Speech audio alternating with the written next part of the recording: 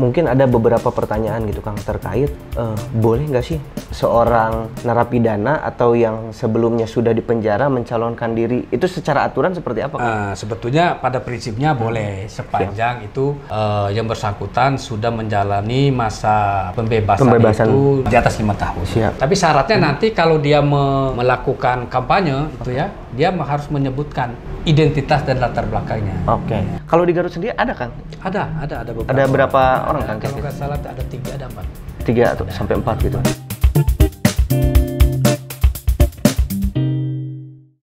Baik Sobat Garut Update, hari ini adalah hari yang luar biasa ya, karena saya Hakim Gani berkesempatan untuk berbincang dengan Bapak Junaidin Basri sebagai Ketua KPU Garut. Bang Jun, sehat Bang? Alhamdulillah. Nah, sebelum kita ngobrol-ngobrol, jadi mohon izin Bang, kami dari Garut Update, karena flow-nya sudah mulai terasa nih pemilu ini gitu kan. Jadi kami ingin mencoba menghadirkan sebuah program yang namanya Garut Memilih ini untuk memberitahu nih kepada anak muda terkait seputar pemilu gitu. Apa sih pemilu itu, bagaimana tahapannya dan lain-lain gitu. Nah, sebetulnya kita nantinya akan berbincang dengan beragam caleg yang akan maju di pemilu 2024 ini. Namun tidak afdol rasanya nih ketika kita tidak berbincang terlebih dahulu dengan Sohibul Hajat, penyelenggara KPU. Bang, sebelum kita jauh mengulas tentang pemilu, jadi Abang kan sebagai ketua KPU ya? Iya. Gimana sih ketua KPU dipilih itu? Terima kasih Kang Hakim ya. Siap. Yang pertama saya mengucapkan banyak terima kasih ya kepada Garut Update yang luar biasa, sukses ya, populer ya, dan mudah-mudahan banyak ininya followernya. Amin. Jadi terkait pertanyaan tadi ya, bagaimana sih cara memilihnya ya? Siap. Ya, cara memilihnya biasanya itu diseleksi Pak. Kita diseleksi, biasanya seleksi mulai dari tahap administrasi ya, lalu seleksi tes tertulis ya, lalu diseleksi psikologinya, diseleksi kesehatannya, sampai terakhir fit on proper test, lalu ditetapkan oleh KPU RI. Begitulah kira-kira rangkaiannya, lumayan panjang. Oke. Jadi KPU ini dihuni oleh berapa anggota atau disebutnya apa Kang? Komisioner gitu? Komisioner. Siap. Ada berapa orang Kang? Jadi KPU ini adalah lembaga nasional ya, yang lembaga penyelenggara pemilu yang bersifat nasional, tetap dan mandiri. Nah, di setiap kabupaten kota, provinsi dan nasional itu ada strukturnya. Nah, di kabupaten itu karena kita penduduknya besar, itu ada 5 anggota komisioner KPU yang jelas mereka melalui proses seleksi ya, yang panjang.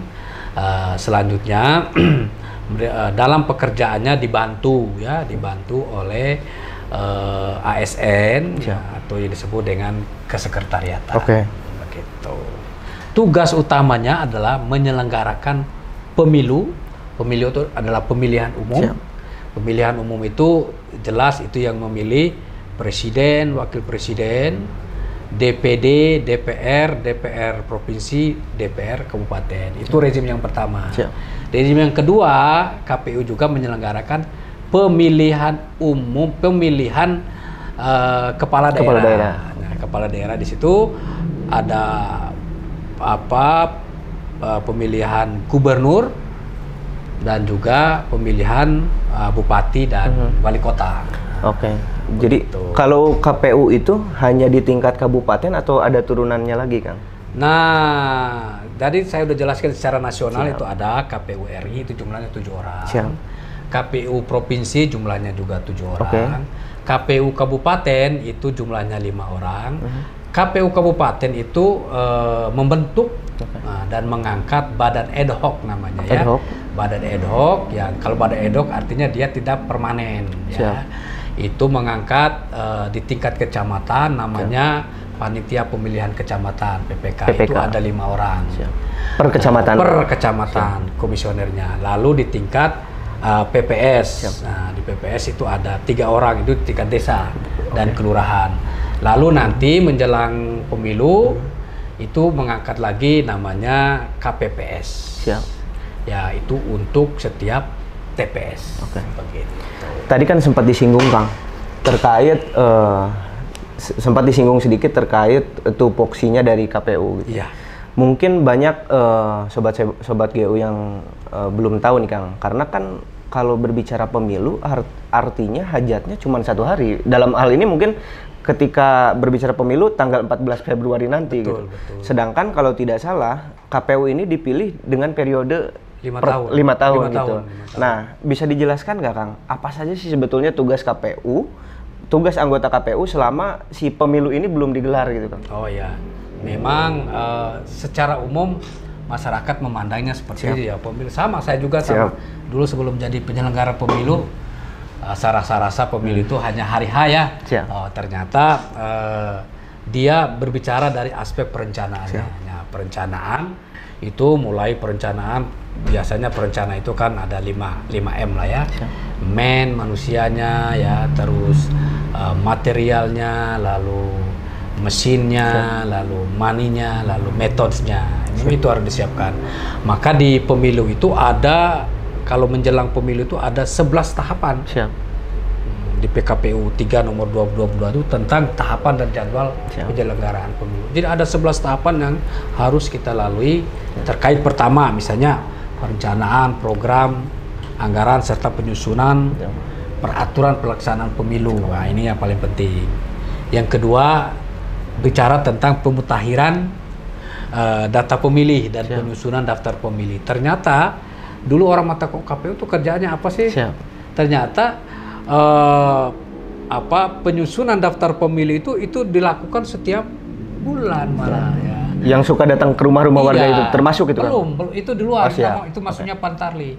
Jadi disusun ya, ada yang pindah masuk, ada yang keluar, ada yang meninggal. Jadi sudah terdetek dari daftar pemilih sebelumnya. Lalu membuat pemutakhiran data pemilih dan penyusunan daftar pemilih. Jadi ini itu ya. Lalu bicara tentang, kan pemilu itu tidak mungkin akan terjadi kalau tidak ada partai politik. Nah, maka di situ mulai kita melakukan kegiatan pendaftaran dan verifikasi peserta pemilu. Nah, dulu kita tahu ya, partai politik itu banyak, hampir 70-an. Sekarang mengkerucut ya, jadi berapa? 18 ya, untuk tingkat nasional dan tambah dengan partai politik di tingkat Aceh ya, untuk lokal. Memang selain itu, yang namanya KPU, ya, setelah pelaksanaan pemilu, dia harus bertanggung jawab terhadap barang-barang yang menjadi milik negara. Aset, ya, misalnya kita bayangin, surat suara saja, itu menjadi tanggung jawab kita kalau setelah pemilihan. Nah, dia harus dijaga. Apalagi dulu ya, dulu masih pakai kotak aluminium itu, perawatannya luar biasa. Kita harus gudang, kalau hilang ya kita bertanggung jawab, karena harus ada di Lalu setelah itu kita harus melakukan pelelangan. Ya, pelelangan itu masuk ke kas negara. Itu. Jadi itu salah satu. Yang kedua, ngurusin SDM-nya yang pindah masuk keluar, rekrutmen segala macam dan lain-lain. Begitu. Artinya selama tugas 5 tahun 1 periode gitu, tidak ada waktu yang kosong ya. Ada waktu yang kosong, setiap hari kita bekerja aja. Terus sosialisasinya harus dilakukan setiap saat. Karena memang sejauh yang saya ketahui gitu Kang, suksesnya pemilu itu tidak diukur dari ketika hari hanya saja gitu. Betul. Tapi memang sebelumnya dia harus mengawal dengan satu perencanaan yang matang. Tahapannya itu harus dilalui. Karena setiap tahapan kita itu kan selalu saja ada, misalnya kita menghindari adanya kesalahan ya. Karena kesalahan yang dilakukan oleh KPU berakhir pada sengketa. Nah, ya sengketa proses di situ, sengketa administrasi. Nah, itu ya. Jadi kita memang benar-benar mempersiapkan sumber daya manusia agar pertama fokus, 2 sukses dalam setiap tahapan, yang ketiga tidak ada masalah selama proses itu. Dalam tugasnya, anggota KPU ini ditekankan untuk netral kan? Ya, karena gimana tuh untuk memastikan netralitas KPU ini? Yang pastinya itu dia harus berintegritas. Nah, integritas, ya mandiri, profesional, ya adil, harus menurut kejujuran dan lain-lain. Dan itu yang menjadi titik tekan kita. Jadi setiap kegiatan kita memastikan pada badan ad hoc kita, pada diri saya sendiri, pada rekan-rekan bahwa integritas itu harga mati bagi penyelenggara pemilu. Kemudian masuk ke hajat yang pesta demokrasi yang akan kita lalui sebentar lagi, Kang. Iya, kan. Sudah sejauh mana sih, Kang, tahapan pemilu 2024? Kita ini kan dari 11 tadi yang saya jelasin, 11 tahapan, kita sudah 5 sudah kita lakukan. Ya. Artinya tinggal 6 lagi nih? Ya, misalnya pemutakhiran data pemilih sudah. Ya, penetapan partai politik sudah, penetapan jumlah kursi dan daerah pemilihan kita mengalami peningkatan ya, sebelum 5 daerah pemilihan sekarang menjadi 6 daerah pemilihan. Sekarang kita masuk pada verifikasi, kita sudah masuk pada pencermatan jadwal tahapan pencalonan anggota DPRD. Ya. Sekarang kita sudah melalui masa verifikasi. Bentar ya, mohon maaf ya. Kita sudah masuk pada pencermatan rancangan DCT. Ya, dulu sudah DCT masuk, itu ya, daftar calon tetap. Nah, jadi kita itu pertama dari DCS, daftar calon sementara. Nah, di Garut daftar calon sementara dulu pada saat pendaftaran itu ada 848 orang yang mencalonkan diri, mendaftar menjadi calon anggota DPRD kabupaten. Nah, lalu setelah dilakukan pencermatan itu sisa menjadi 745 DCS. Sekarang pencermatan DCS menjelang penetapan DCT itu daftar DCS ya, daftar calon sementara menuju daftar calon tetap itu sisanya 740 orang kan. Itu kan ada degradasi itu, Kang, dari 800 sekian menjadi 700 sekian. Itu penyebabnya apa? Penyebabnya pertama tidak memenuhi syarat, yang kedua ada yang mengundurkan diri, itu biasa. Tidak memenuhi syarat dan ada yang mengundurkan diri. Kita bayangkan nanti kontestasi kita pada pemilu 2024 nanti untuk Garut saja ya, itu ada 740 calon anggota DPRD kabupaten. Ya, memperebutkan 50 kursi. 50 kursi di DPRD. Ya, yang terbagi pada 6 daerah pemilihan. Ya, 6 daerah pemilihan diisi oleh calon dari 18 partai. Ya. Jadi nanti kalau Kang Hakim ini melakukan kegiatan apa tadi? Kegiatan ini apa namanya? Gimana, Pak? Yang pada anggota DPR itu apa? Pemilihan. Ini Pak, kegiatan sekarang itu apa? Ngobrol-ngobrol gitu, Pak. Bukan outputnya, tujuannya apa? Podcast gitu. Ya, Pak. Memperkenalkan calon. Nah, jadi ada 740 orang. Siap. 740. Jadi 740 di video, 740 tas. Sekarang tinggal dibagi saja di schedule-nya itu ya. Jadi kalau 740 sekarang nanti kita penetapannya itu sekitar tanggal 4 November ya, pengumuman DCT-nya 4 November. Nah, di saat itulah calon itu sudah muncul. Nah, sekarang masih remang-remang ya, masih pencermatan DCS ya. Nanti kalau sudah ditetapkan tanggal 4 November nanti, lalu diumumkan oleh kita di setiap media, maka ada 740 nama, 40 wajah ya yang menghiasi ruang-ruang ya di Kabupaten Garut, baik secara virtual ya, online ataupun secara offline.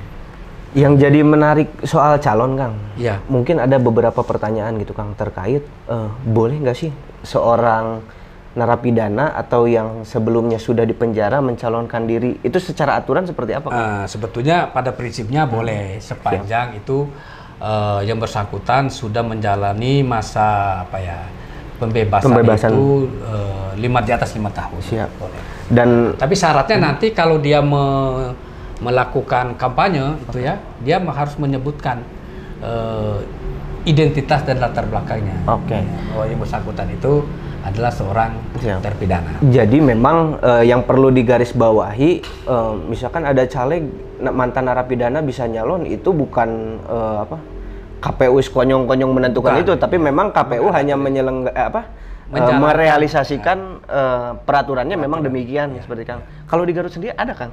Ada beberapa. Ada berapa orang kan? Kalau nggak salah ada 3 ada 4. 3 atau sampai 4 gitu. Tapi memang ada gitu. Iya, tapi alhamdulillah mereka sudah menjalani masa pemasyarakatannya sudah di atas 5 tahun. Oke. Tadi Kang, balik lagi ke belakang sedikit, Akang sempat menyinggung terkait dapil. Daerah pemilihan. Bisa diedukasi nggak Kang ke teman-teman semua? Dapil itu sebetulnya apa gitu Kang? Ya, jadi pemilu legislatif itu sebetulnya pertaruhan antar tokoh di daerah pemilihan. Ya, jadi begini. Jadi nanti DCT yang disodorkan atau yang ditawarkan oleh partai politik itu dengan asumsi mereka adalah orang-orang yang tahu betul tentang wilayah tersebut. Lalu yang kedua, dia punya basis dukungan yang kuat di wilayah tersebut. Lalu yang ketiga, dia lebih tahu dan memahami permasalahan yang terjadi di wilayah tersebut. Dengan sendirinya nanti kalau yang bersangkutan itu terpilih, maka konsentrasinya itu akan lebih membantu permasalahan yang terjadi di daerah tersebut. Itu intinya sebetulnya. Jadi kita itu basisnya itu pada daerah pemilihan. Jadi 740 ini dibagi pada 6 daerah pemilihan. Dia akan terkonsentrasi khusus untuk calon anggota DPRD DPRD kabupaten, maka dia akan fokus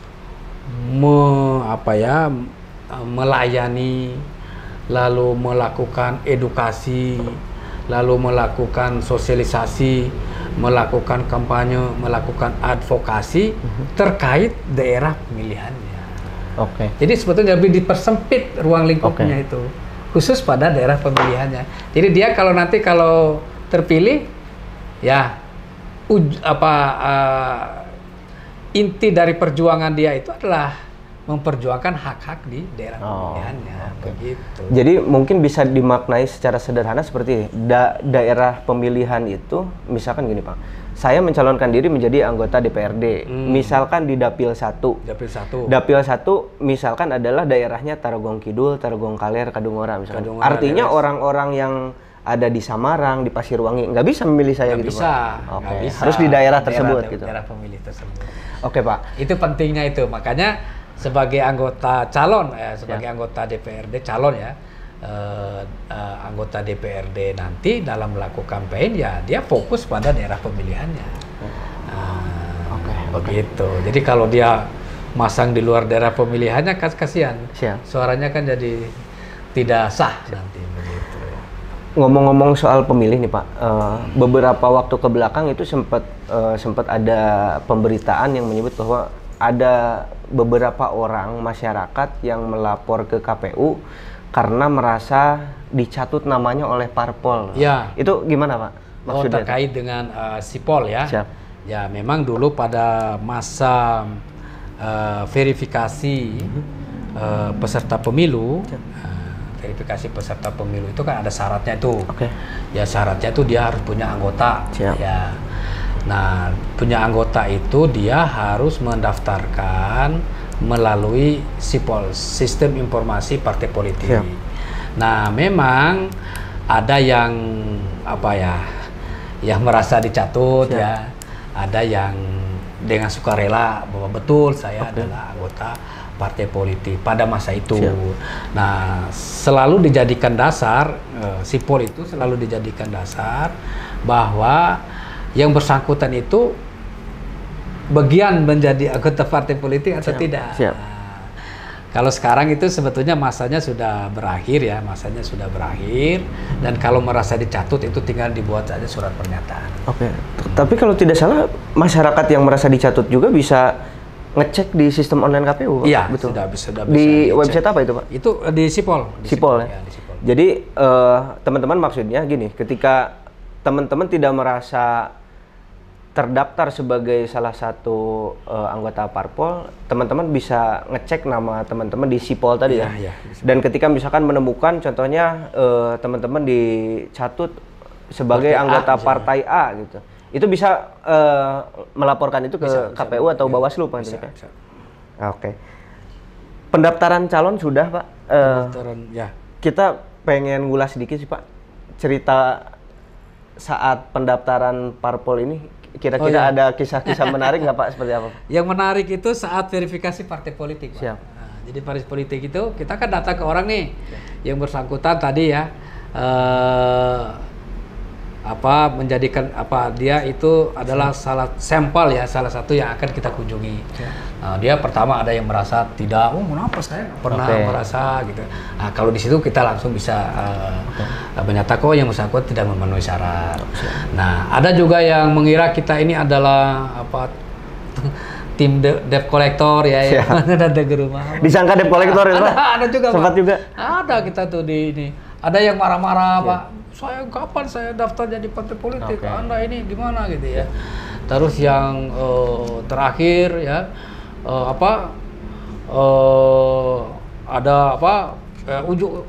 semua rata-rata itu disangkain kita nagih hutang.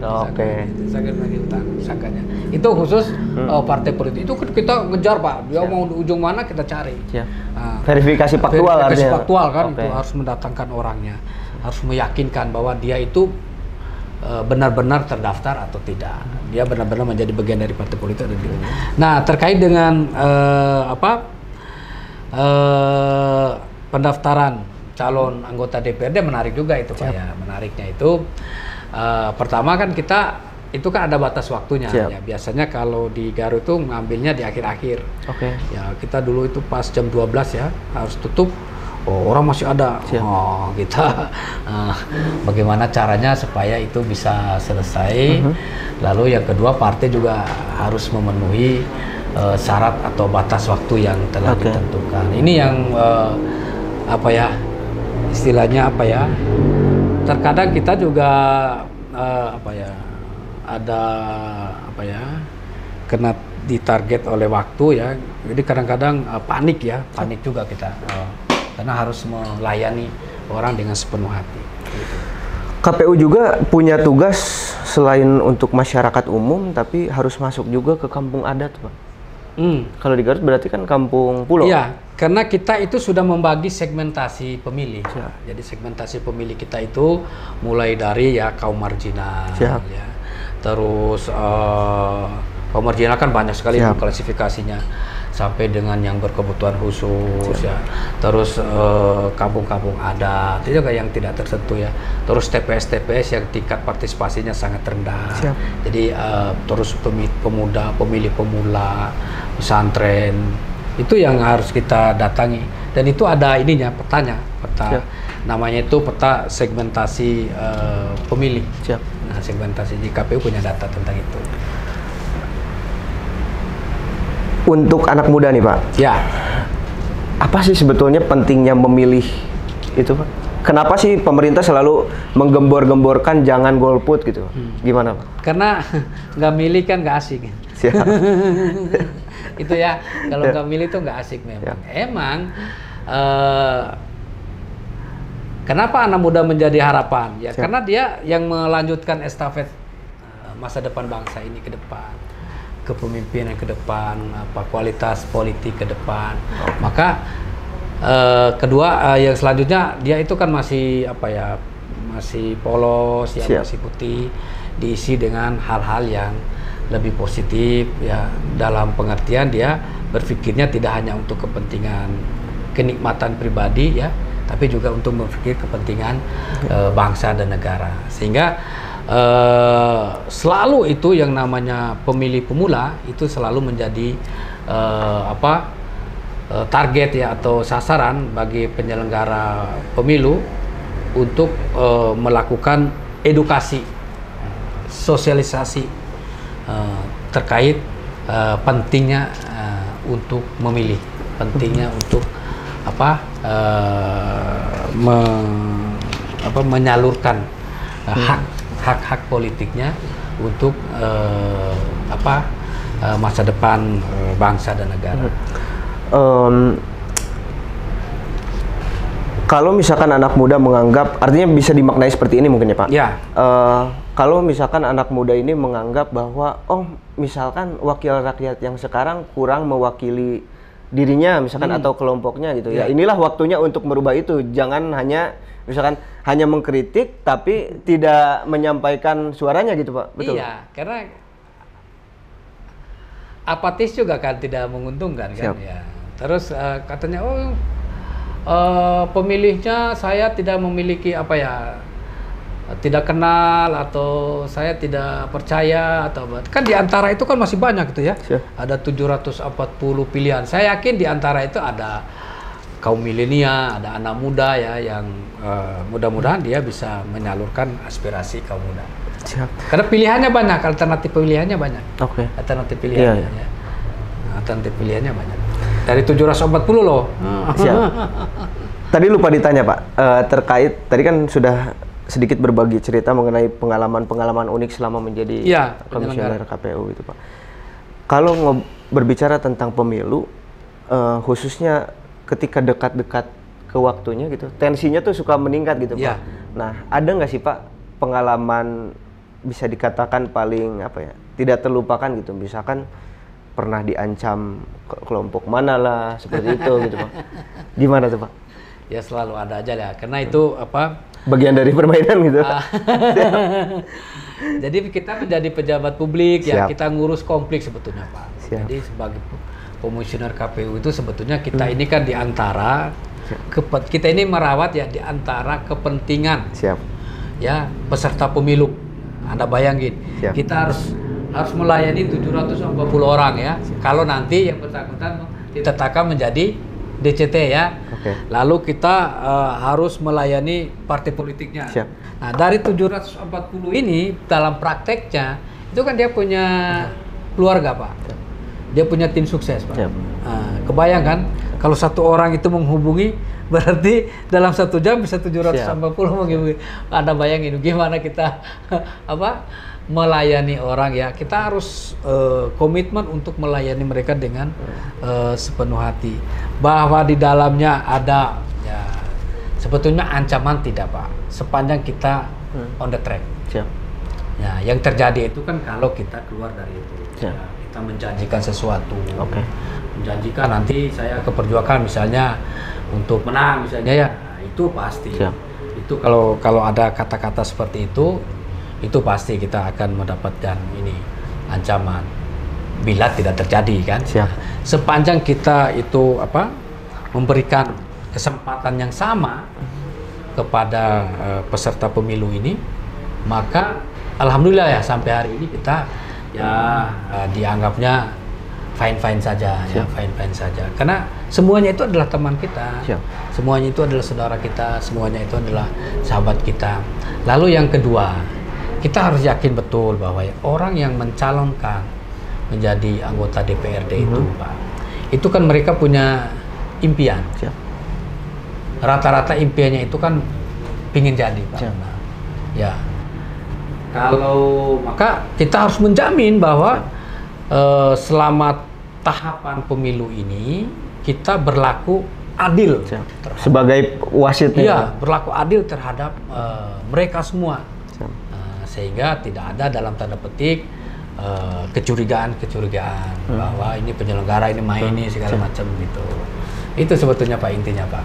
Artinya memang terlepas dari sosok Bapak sebagai ketua KPU Garut, Bapak juga mungkin sebagai manusia biasa gitu. Iya, betul. Sebagai manusia biasa tentunya Bapak tidak bisa menyenangkan semua orang gitu. Yang penting mungkin sesuai SOP on the track gitu, semuanya aman gitu. Aman, insya Allah. Insya Allah. Pak, sebelum kita closing, sebelum podcast ini dimulai, Garut Update sempat bertanya ke para pengikut bahwa kita bakal podcast dengan Bapak dan ada beberapa pertanyaan dari mereka gitu. Oh iya, silakan. Saya bacakan ya Pak ya. Ya. Pertama dari Pak, di umur sabaraha anu tiasa nyoblos teh? Aturan 17 tahun. 17 tahun. 17 tahun atau sudah pernah menikah. Oke. Sudah pernah menikah atau sudah menikah. Jadi 17 tahun, kalau dia belum 17 tahun tapi dia sudah menikah, nah, boleh. Atau sudah pernah menikah. Nah, menikah atau kalau sudah pernah menikah berartinya dia statusnya ini ya, statusnya janda atau duda. Nah, tapi kalau sudah menikah berarti dia sedang. Artinya di bawah umur juga bisa gitu? Bisa, sepanjang dia sudah menikah. Sepanjang dia sudah atau menikah. Ada persyaratan lainnya, misalkan KTP, kartu keluarga harus sudah bisa atau gimana, Pak? Sepanjang dia 17 tahun jadi punya KTP biasanya. Kalau sudah 17 tahun kan sistem kependudukan kita otomatis. Dia harus memiliki KTPL. Artinya di bawah 17 tahun bisa memilih kalau dengan syarat tadi dengan syarat gitu. Sudah pernah menikah atau sedang menikah.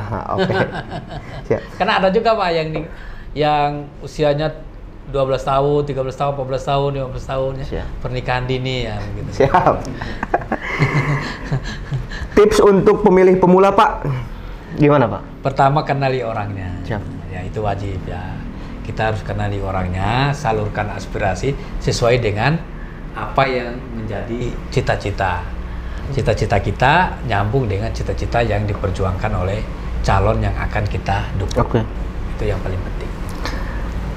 Saya sudah pindah ke Bandung. Tiasa otomatis milih di Bandung tuh, Pak, tapi DPT-na terdaftar di Garut. Tinggal bikin aja pindah memilih. Oh, pindah memilih. Nah, nanti kan ada petugas sensus gitu ya, Pak? Iya. Kesini ada ke KPU boleh, ke PPK boleh, ke PPS juga boleh. Oke. Nanti dikasih form A4 apa 5. Nanti pindah memilih. Nanti statusnya dia masuk menjadi daftar pemilih tambahan. Di daftar pemilih tambahan di Bandung karena dia sudah terdaftar di Garut. Nanti otomatis sistem Sidali kita yang di Garut itu di close, dia adanya di Bandung. Artinya misalkan ada teman-teman kita yang kuliah misalkan dari luar kota kuliah di Garut dan menetap di Garut, itu bisa boleh milih juga gitu. Pindah memilih. Nanti pindah kan sekarang kan sedang ada daftar program namanya daftar pindah memilih. Ada syaratnya, saya sedang sekolah, sedang bekerja, pindah kerja, sedang tugas pada hari hanya, sedang dirawat di rumah sakit, sedang melakukan terapi pengobatan, atau itu boleh. Nanti dia tinggal mengajukan daftar ke KPU, ke PPK atau PPS, ngajukan pindah memilih. Pindah memilih. Terakhir, Pak, pertanyaan kocak ya. Pemilu 2024 masih pakai kotak kardus nggak, Pak? Jadi memang itu guyonannya begitu ya. Sebetulnya bukan kotak kardus itu, duplek itu ya. Duplek. Jadi kertas duplek itu ya namanya itu. Tapi masih duplek namanya ya, duplek. Jadi itu anti air itu, anti air. Jadi kalau dibuang ke kena hujan itu dia ini nggak masuk si airnya ke dalam kotak. Karena memang duplek namanya. Hemat saya, Pak, justru yang dirubah itu bukan sarananya, tapi mental si orang-orang yang terlibatnya gitu ya, Pak, misalnya pemilih gitu. Karena itu ada aturan-aturannya, Pak. Jadi kalau kotak itu kan begini. Kotak itu yang apa isi dalam kotak? Isi dalam kotak itu kan seluruh perlengkapan surat suara. Ada surat suara di sana, ada alat pencoblos dan lain-lain. Itu setelah dimasuki nanti kan itu harus di packing. Di dalamnya di packing, di luar di packing, lalu dikasih lagi double apa namanya istilahnya itu. Dulu itu gantungan apa itu yang gembok ya. Itu kan digembok, Pak, nanti. Jadi pas nanti dikirim ke TPS itu posisinya itu harus tetap digembok, Pak. Nah, kalau tidak digembok nanti temuan. Dianggapnya ada orang yang melakukan kecurangan. Jadi posisi yang diterima nanti harus sudah digembok. Karena sempat ramai juga gitu, Pak, kardus digembok gitu kan, anggapan dari masyarakat kan seperti itu gitu, Pak. Karena ya ada anggapan orang tuh kalau nggak gembok juga gitu, tapi nggak juga itu. Jadi karena itu nanti ada ada syarat ketentuannya. Jadi kalau diterima dalam posisi Oke. Artinya ketika misalkan segelnya rusak atau KPPS nanti pas menerima itu dalam posisi sedang digembok. Oke. Begitu intinya itu. Siap Pak. Terakhir Pak, Ya. Saran untuk kami sebagai kaula muda dalam pemilu kali ini tuh harus seperti apa gitu Pak? Memposisikan diri. Jangan apolitis. Jadi kita harus yakin bahwa politik itu bisa merubah arah bangsa ke arah yang lebih, karena tidak ada lagi pilihan Pak. Ya, karena dengan politik itu bisa merubah keadaan. Kalau kita juga berpaling dari itu juga kasihan juga ya nanti ya diisi oleh orang lain. Itu yang pertama. Yang kedua, bagi rekan-rekan ini Garut Update, ya saya mengucapkan terima kasih ya. Sama-sama Pak. Banyak membantu KPU untuk melakukan sosialisasi ya. Sosialisasi ini sebetulnya ya, bentuknya campaign ya, sosialisasi dalam meningkatkan partisipasi masyarakat, dan kedua menyadarkan masyarakat tentang pentingnya untuk memilih. Oke. Jadi jangan lupa datang ke TPS tanggal 14 Februari hari kasih suara. Jadi, hari kasih suara. Ya kalau anak muda kan 14 Februari itu kan hari Valentine ya. Hari kasih sayang. Nah ini kita rubah dikit. Jadi 14 Februari nanti 2024 menjadi hari kasih suara. Nah, di tanggal 14 itu kita bakal milih, kalau orang Garut berarti DPRD Garut. Milihnya 5 surat suara. 5 surat suara. Apa aja tuh Pak? Itu surat suara pertama adalah presiden, wakil presiden. Yang kedua DPD, Dewan Perwakilan Daerah. Yang ketiga DPR RI. Yang keempat DPR Provinsi. Yang kelima DPRD Kabupaten. Jadi ingat, ada 5 surat suara yang harus kita coblos nantinya. Jadi pilih itu harus dicoblos. Kalau nggak dicoblos artinya kita nggak memilih Pak. Siap. Nanti saya milih ini surat suara saya ambil. Belum tentu menjadi sah suaranya. Jadi sahnya surat suara itu menjadi sah kalau sudah dicoblos. Tidak boleh lebih dari 1. Nah, hanya 1. Kalau pemilihan bupati dan gubernur itu nanti akan dilaksanakan nanti nanti diperkirakan bulan di akhir November atau September. Oke. Nanti insya Allah kita melaksanakan pemilu dulu. Tapi untuk tahapan pilkada, walaupun nanti kegiatannya September atau November, itu dari sisi perencanaan tadi, kerjaan apa pemilu, kita sudah merencanakan terkait tentang pembiayaannya. Jadi dengan pemerintah daerah itu kita sudah melakukan sudah masuk pada tahap penandatanganan berita acara bantuan hibah untuk pilkada antara Pemda Garut dengan KPU. Jadi itu kita sudah melakukan perencanaan, sudah menyiapkan, sudah menyiapkan dari sisi pembiayaannya. Oke. Siap Bang Jun. Siap. Terima kasih atas waktunya, terima kasih atas kesempatannya, obrolannya daging semua. Sukses selalu untuk tugasnya. Amin. Untuk sobat GU semua, kita akan kembali lagi di episode selanjutnya dengan bintang tamu yang luar biasa. Terima kasih. Garut Update keren. Siap.